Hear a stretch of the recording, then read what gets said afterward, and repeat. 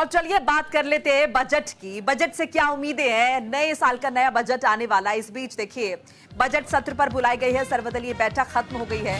वक्फ और इमिग्रेशन समेत 16 बिल लाएगी सरकार। रक्षा मंत्री राजनाथ सिंह की अध्यक्षता में हुई बैठक। सर्वदलीय बैठक में कई पार्टियों के नेता शामिल हुए। 31 जनवरी को ज्वाइंट सेशन में राष्ट्रपति का अभिभाषण होना है।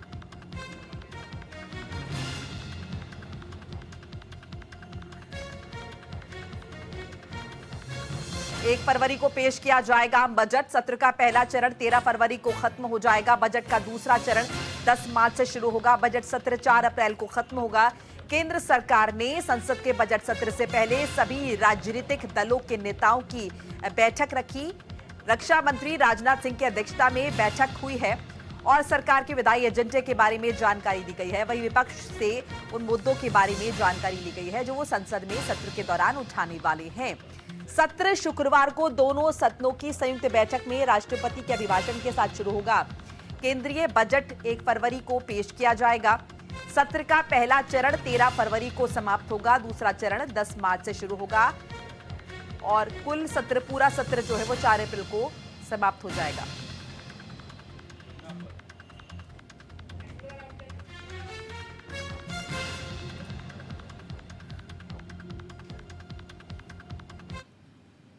तो देखिए, परंपरा के हिसाब से बजट सत्र पर बुलाई गई है सर्वदलीय बैठक। खत्म हो चुकी है हालांकि बैठक। बजट सत्र में कई बिल लाने की तैयारी में है सरकार। वक्फ और इमिग्रेशन समेत 16 बिल लाएगी। आर्थिक सर्वेक्षण किया जाएगा पेश। बजट सत्र के लिए कुल 16 बिल जो है लाए जाएंगे।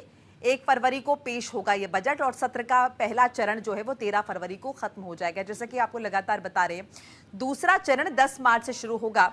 बजट सत्र जो है वो 4 अप्रैल को खत्म हो जाएगा। तो क्या उम्मीदें होंगी वो देखना होगा। देखिए, नया बजट आ रहा है और अब सर्वदलीय बैठक इससे पहले बुलाई गई थी ताकि आम सहमति बन सके। साथ साथ ये भी जानकारी मिल सके कि विपक्ष कौन से मसले हैं, किस तरह से उठाने वाला है आने वाले सत्र में।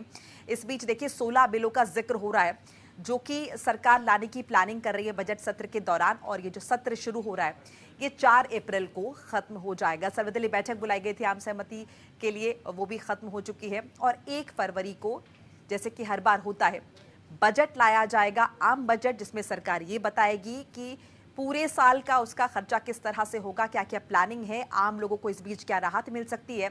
और उससे पहले जो कि परंपरा होती है, आर्थिक सर्वेक्षण भी रखा जाएगा। तो कई बिल लाने की फिराक में है सरकार, तैयारी में है सरकार। वक्फ संशोधन विधेयक को लेकर लगातार चर्चा हो रही है, ये भी बजट सत्र में लाया जाएगा। इमिग्रेशन बिल भी लाया जाएगा। कुल 16 बिल्स हैं जिनका जिक्र हो रहा है जो कि लाए जाएंगे। किरण रिजिजू ने अपनी बात रखी है और बताया कि तमाम बिल जो है वो लाए जाएंगे।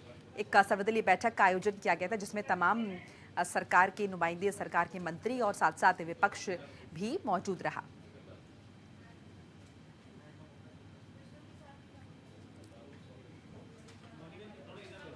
रक्षा मंत्री राजनाथ सिंह की अध्यक्षता में बैठक हुई। तो देखिए, बहुत सारी उम्मीदें जाहिर तौर पर रहेंगी आम आदमी की। कई बड़े ऐलान हो सकते हैं। 6 बड़े ऐलानों का जिक्र हो रहा है। जैसे कि कहा जा रहा है, पेट्रोल डीजल की जो कीमत है वो घट सकती है, जिससे आम आदमी को जाहिर तौर पर राहत मिलेगी। 10 लाख रुपए तक की सालाना इनकम टैक्स फ्री हो सकती है। पीएम किसान सम्मान निधि 6,000 से बढ़ाकर 12,000 हो सकती है।